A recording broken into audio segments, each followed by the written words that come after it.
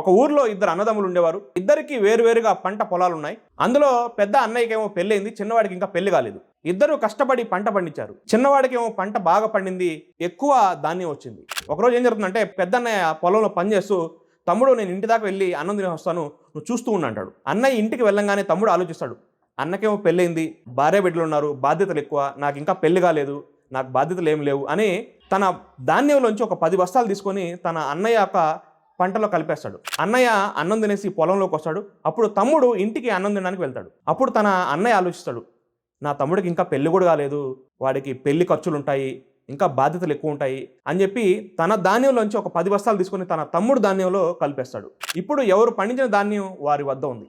కానీ ఇద్దరు మనసులో ఒకరి మీద మరొకరికి ప్రేమ ఉంది, ఆప్యాయతలు ఉన్నాయి. ఎవరి మనసులో కూడా కల్మషం లేదు, కుట్ర లేదు, వాడెక్కువ పండించాడు, ఈడెక్కువ పండించాడు. ఈ విధంగా ప్రతి అన్నదమ్ములు ఆలోచిస్తే కుటుంబాన్ని ఎవరు విడదీయలేరు. చిన్న చిన్న నోట్లకే అన్నదమ్ములు కొట్టుకొని విడిపోతున్నారు. ఈ విధంగా ఒకరి గురించి మరొకరు ప్రేమగా ఆలోచిస్తే గొడవలే ఉండవు. ఈ వీడియో నచ్చినట్లయితే లైక్ చేయండి, మీ అభిప్రాయాన్ని కామెంట్ చేయండి, షేర్ చేయండి.